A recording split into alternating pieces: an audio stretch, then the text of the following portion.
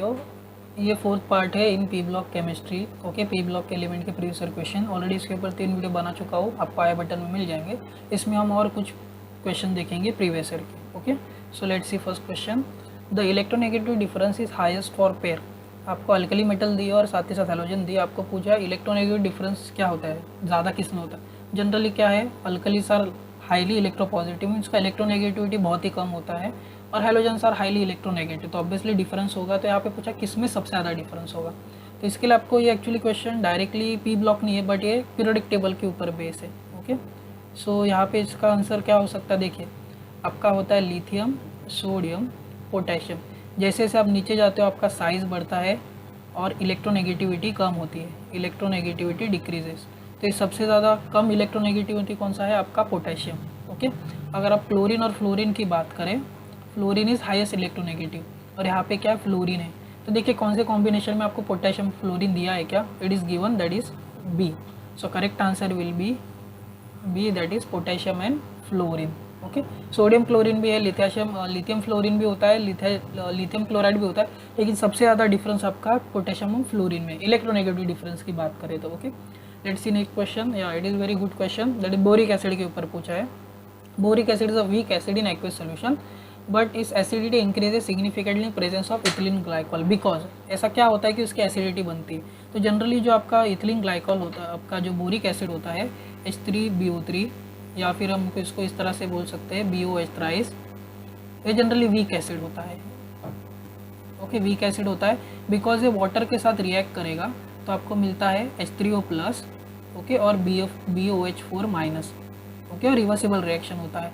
तो ये directly acid की तरह काम नहीं करता, H3O+ जनरेट करता है, जिसकी वजह से H3O+ एसिड की तरह काम करता है, डायरेक्टली लुईस एसिड या फिर ये प्रोटॉन डोनेट नहीं करता। ओके, तो जनरली इसकी रिएक्शन अगर स्ट्रॉन्ग बेस के साथ की जाए, ओके, H3BO3 के अगर हम NaOH के साथ रिएक्ट करें जो कि स्ट्रॉन्ग बेस है, अगर टाइट्रेशन करें तो इसका एंड पॉइंट जनरली नहीं मिलता। तो क्या करते हैं, इसमें आप ग्लाइकॉल या फिर इथिलीन ग्लाइकॉल डालते हैं, या फिर मैनिटॉल डालते हैं, या फिर शुगर जिसमें डायल हो, सिस डायल डालते हैं। अभी जनरली क्या होता है, अगर हम इसकी रिएक्शन कंसिडर करें बोरिक एसिड और NaOH, it will give product that is BOH4 minus देता है। ओके, BOH4 माइनस देता है, NaBO2 देता है, मेटाबोरेट आयन और वाटर देता है। तो जनरली क्या करता है, जो सिस डायल है वो इसके साथ प्रोडक्ट बनाता है, और क्या होगा ये देखिए, अब रिएक्शन रिवर्सिबल है, तो क्या होगा, आपको राइट हैंड साइड में जाना है, बिकॉज आपको टाइट्रेशन पूरा करना है। टाइट्रेशन मतलब ऑब्वियसली इसकी एसिडिटी बढ़ानी है, तो एसिडिटी कैसे बढ़ेगी, जैसे आप सिस डायल उसमें डालोगे, आपका जो ये वाला आयन बनता है टेट्राहाइड्रोक्साइड बोरेन आयन, इस सिस डायल इसके साथ रिएक्ट करता है। कैसे, देखिए आपके पास 4 ऑक्सीजन 4 OH ग्रुप है, तो सिस डायल क्या करेगा, लेट्स सी हम इथिलीन ग्लाइकॉल लेते, तो क्या होता है, इन दोनों के बीच में कंडेंसेशन रिएक्शन होगी, और आपको इस तरह से प्रोडक्ट मिलेगा, OH OH ऑक्सीजन और ऑक्सीजन। अभी भी इसमें 2 OH बाकी है, तो एक और आपका इथिलीन ग्लाइकॉल इसके साथ रिएक्ट करेगा, और आपको क्या प्रोडक्ट मिलेगा, यहाँ पे बना देता हूँ मैं, OH बोरोन। ओके, तो ये इस स्पीशीज़ के साथ रिएक्ट करेगा, जैसे ही इस स्पीशीज़ के साथ रिएक्ट करेगा पूरा कंज्यूम हो जाएगा, मतलब ये पूरा डिस्ट्रॉय हो जाएगा। जैसे ही इसका रिएक्शन डिस्ट्रॉय हो जाएगा, आपका पूरा जो इक्विलिब्रियम लेफ्ट में था पूरा राइट हैंड साइड में चला जाएगा, मीन्स रिएक्शन रिवर्सेबल है। तो आपको क्या करना है, रिएक्शन को फॉरवर्ड लेके जाना है। जैसे आप इसमें से डालते हो, आपके रिएक्शन का जो फॉरवर्ड होने का जो रेट होता है, या फिर फॉरवर्ड फॉर्मेशन रेट है, वो ज़्यादा बढ़ता है, जिसकी वजह से आपको जनरली OH माइनस क्या होता है, बेस की तरह काम करे, ये क्या करेगा, H+ कंज्यूम करके वाटर में कन्वर्ट हो जाएगा। और आपको क्या फॉर्म करना, जितना ज़्यादा आपका वाटर होगा आपका रिएक्शन फॉरवर्ड जाएगा, और इसकी एसिडिटी बढ़ेगी, किसकी, बोरिक एसिड की। तो ये किसके लिए जनरली किया जाता है, एसिडिटी बढ़ाने के लिए आपको डायल्स डाले जाते हैं, कभी इथिलीन ग्लाइकॉल, कभी मैनिटॉल, कभी शुगर डाला जाता है। तो इसका जो रोल होता है ग्लाइकॉल का या फिर डायल्स का, ये जो इसको भी मेटाबोरेट आयन से बोलते हैं, इसको कंज्यूम करके इसकी एसिडिटी बढ़ाना। ओके, ताकि आपका वाटर का फॉर्मेशन बढ़े, NaOH ज़्यादा से प्रोटॉन एक्सट्रैक्ट करके वाटर में कन्वर्ट हो। ओके, तो इसका करेक्ट आंसर है B, that is BOH is consume in forming compound with ethylene glycol. तो आपको इस तरह से चिलेट कॉम्प्लेक्स मिलता है बोरॉन के साथ। Okay, so correct answer is B. वो ग्लाइकॉल का रोल है इसके साथ रिएक्ट करना, बाकी किस H+ के साथ इसका रिलेशन नहीं है। ओके, A और B में H+ का रिलेशन बताया, दैट इज रॉन्ग। ओके, तो ये क्वेश्चन पूछा है आपका ट्राइफॉस्फेरिन के बारे में, N3PA3Cl6 रिएक्ट करता है metal fluoride to give halogen containing compounds.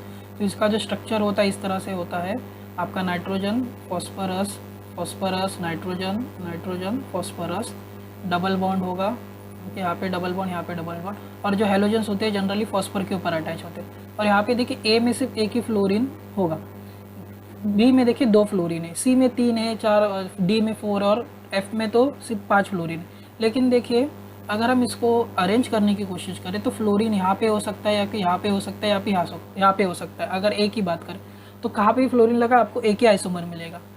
और सिमिलर केस है ई के केस में भी, देखिए बिकॉज यहाँ पे वहाँ पे 5 क्लोरीन और 1 फ्लोरीन है, बिकॉज एक ही आपको बस एडजस्ट करना है, आपको कहाँ से देखिए आपका आइसोमर सेम मिलेगा। ई के केस में भी देखिए सिमिलर है, वहाँ पे फ्लोरीन एक था, यहाँ पे क्लोरीन एक है, तो फ्लोरीन की जगह यहाँ पे मैं क्लोरीन लगा दूँ, you will get the same answer. Okay, तो इसका ए और E that will not give isomeric structure, A and E will not give isomer no. तो बचेगा आपके पास बी मिल सकता है, सी मिल सकता है, डी मिल सकता है, that will give isomer.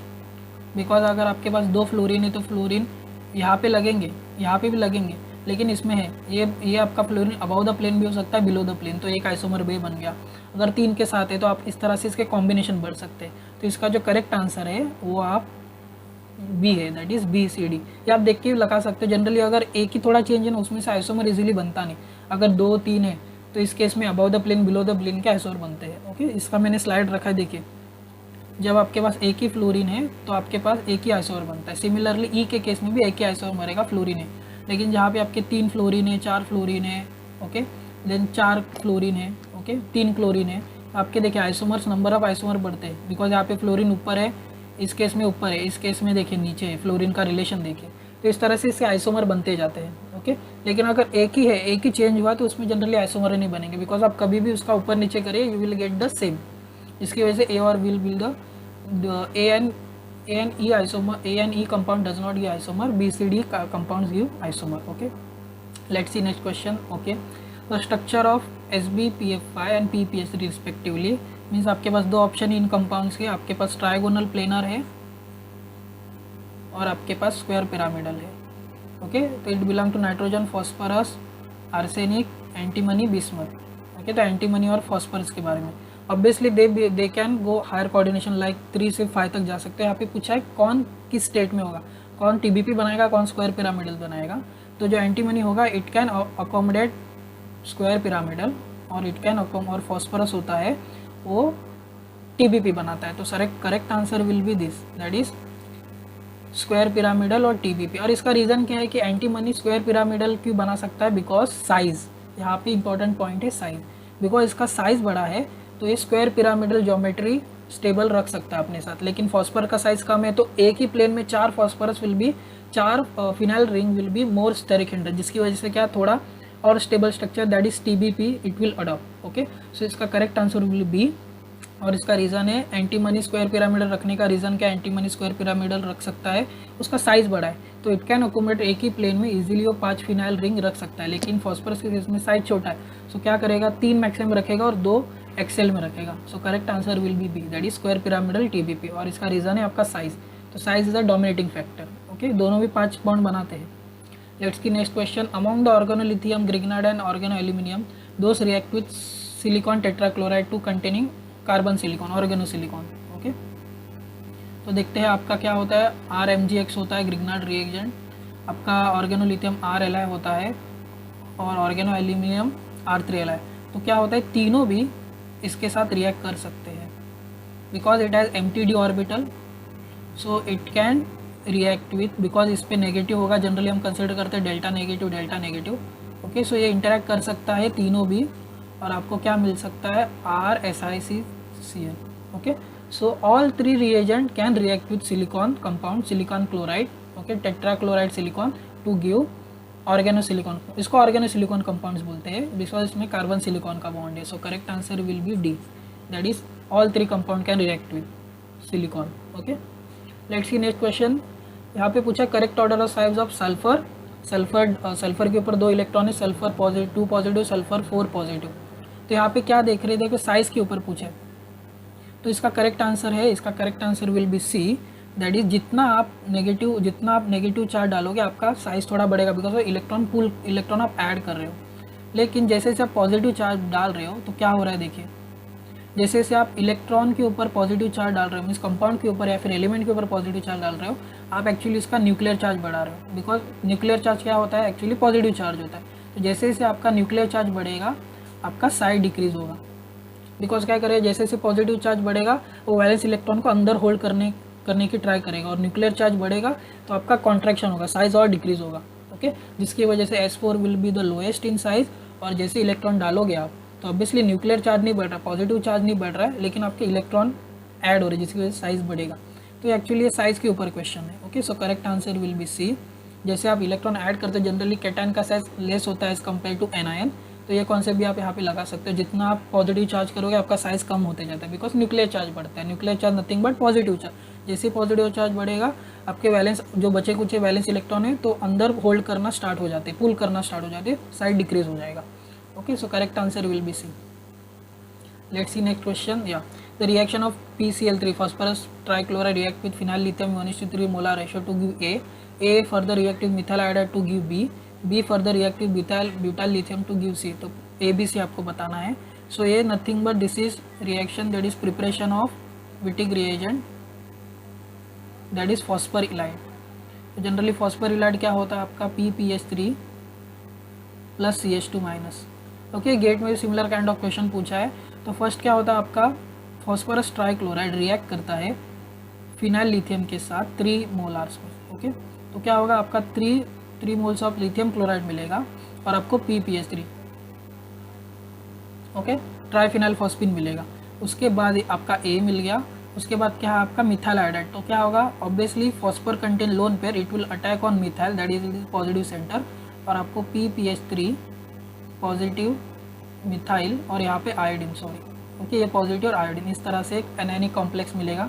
Okay, charge complex. इसके बाद जब आप ब्यूटाइल लिथियम डालोगे, सिंस मिथाइल है, मिथाइल मतलब आपका CH3 है और ब्यूटाइल है, तो ब्यूटाइल के ऊपर ऑब्वियसली नेगेटिव चार्ज है बिकॉज लिथियम के साइड है। तो क्या करेगा, it will act as a base और इस प्रोटॉन को एब्स्ट्रैक्ट करेगा। जैसे प्रोटॉन को एब्स्ट्रैक्ट करेगा डबल बॉन्ड यहाँ पे आ जाएगा और आपको क्या मिलेगा, PPH3 CH2 इस तरह से रिप्रेजेंट कर सकते हो आप। ओके, मतलब नेगेटिव चार्ज हटाने के साथ, या फिर इसको इस तरह से भी रिप्रेजेंट कर सकते हो, PPH3 CH2 माइनस और पॉजिटिव मिल जाएगा। और साथ में क्या मिल जाएगा आपको, ब्यूटेन के साथ हाइड्रोजन, ओके, और लिथियम आयोडाइड प्रोडक्ट मिल जाएगा। So this is nothing but Wittig reagent. Okay, so correct answer क्या हो जाए, correct answer will be C. आपका PPH3 फर्स्ट फॉर्म होगा, PPH3 फॉर्म होगा। ओके, बी में भी PPH3 है, लेकिन यहाँ पे देखिए, यहाँ पे कुछ अलग बना के दिया है, यहाँ पे आयोडीन ऐड किया लेकिन मिथाइल ऐड होगा, बिकॉज फॉस्फोर कंटेन लोन पे तो पॉजिटिव सेंटर पे अटैक करेगा, तो मिथाइल और आयोडीन में क्या होगा, carbon will be positive centre. So correct answer will be your C, और बाद में विटिग रिएजेंट बनता है। This is nothing but preparation of phosphorus ylide.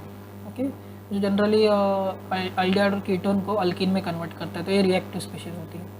Okay, इसको इसमें अल्किन को अगर आप PPH3 इसके साथ रिएक्ट करते हो, you will get this, alkene में कार्बोनिल कंपाउंड को अल्किन में कन्वर्ट करता है, ये एप्लीकेशन है इसका। Okay, let's see next question. ये क्वेश्चन आपका 14 ग्रुप एलिमेंट का क्वेश्चन है, सिलिकॉन के रिलेटेड क्वेश्चन है। रिसेंटली सिलिकॉन के ऊपर एक क्वेश्चन पूछा गया था। द रिएक्शन ऑफ डाइफिनाइल डाइक्लोरोसिलाइल मतलब PH2 SiCl2 react with water in 1:2 ratio, मतलब 2 वाटर के साथ रिएक्ट करता है to give A, and A on heating at 100 degree give cyclic और पॉलीमेरिक कंपाउंड। तो A और B पूछे, तो यहाँ पे जो सिलिकॉन होगा और वाटर के साथ रिएक्ट होता है, so you will get this PH SiOH OH PH, मतलब क्या है, डाइफिनाइल, ओके, डाइसिलिनॉल, इसको बोलते हैं सिलिनॉल, बिस it has contain silicon OH bond, hydroxy bond. Okay, इसको बोलते हैं सिलिनॉल। और जब इसको 100 डिग्री पे हीट किया जाता है तो क्या होगा, ये एक मॉलिक्यूल और साथ ही में इसका दूसरा मॉलिक्यूल कंडेंसेशन में जाते हैं, मतलब OH, यहाँ पे क्या होगा HOH सिलिकॉन, OH PH, यहाँ पे क्या होगा OH और यहाँ पे PH। तो क्या होगा, यहाँ से वाटर मॉलिक्यूल निकल जाएगा और आपको इस तरह से एक लीनियर शेप में ऑक्सीजन, सिलिकॉन, OH PH और PH। और जैसे जैसे आप इसका और रिएक्शन करते जाओगे आपको एक स्ट्रेट चेन पॉलीमर मिलेगा। Okay, it will give straight chain polymer. ये रिएक्शन आप you can do as many time, जब तक आपके पास OH है, टर्मिनल में OH है, तो you will get straight chain polymer. तो इसका correct answer will be C, that is आपको ये मिलता है डाइसिलोल मिलता है। आपका बी और डी तो बी चला जाएगा बिकॉज यहाँ पे बॉन्डिंग कर दी है, और डी में नहीं बिकॉज यहाँ पे हाइड्रोजन है। सो ए और सी में है, लेकिन ए में देखिए यहाँ पे अलग है कुछ तो। ओके, यहाँ पे स्टेप कर दिया है, यहाँ पे स्टॉप कर दिया रिएक्शन को, लेकिन ये आगे भी रिएक्शन जा सकती है 3, 4। सो ये पॉलीमर बनता है, सिर्फ 2 पे नहीं, आगे भी रिएक्शन जाती है। Okay, so correct answer will be C. Silanol से आपका सिनेनॉल बनता है वाटर के साथ रिएक्ट करके, बिकॉज सिलिकॉन ऑक्सीजन की बॉन्ड की टेंडेंसी ज़्यादा होती है। Okay, as compare to silicon chloride, तो ईजिली डिस्प्लेस कर सकता है ऑक्सीजन क्लोरीन को, और आपको सिलेनॉल मिलता है। और इसके साथ इसका बाद में आपका पॉलीमर बनता है बाय कंडेंसेशन, बिकॉज यहाँ से वाटर निकलता है। आपको बस यहाँ से वाटर निकलना है और आपको सिलिकॉन ऑक्सीजन का बॉन्ड तैयार करना है, और आपको इस तरह से स्ट्रेट चेन पॉलीमर मिलेगी। Okay, so correct answer will be C. तो this is about some previous year question regarding P block chemistry. Okay, तो अब तक मैंने इसके ऊपर टोटल 4 वीडियो बना चुका। आपको 4 वीडियो देख लीजिए पूरा, तो आपको एक आइडिया मिल जाए किस तरह से क्वेश्चन पूछे जाते हैं जनरली प्रोडक्ट के ऊपर, रिएक्शंस के ऊपर, रिएक्शन का प्रोडक्ट, रिएक्शन के प्रोडक्ट के आइसोमर के ऊपर क्वेश्चन पूछा जाता है। ओके, थोड़ा पीरियोडिक टेबल भी इसमें आ जाता है, तो आपको इसमें थोड़ा वैरायटी ऑफ क्वेश्चंस आपको मिल जाएंगे। ओके, तो इस वीडियो के लिए इतना ही। Thank you.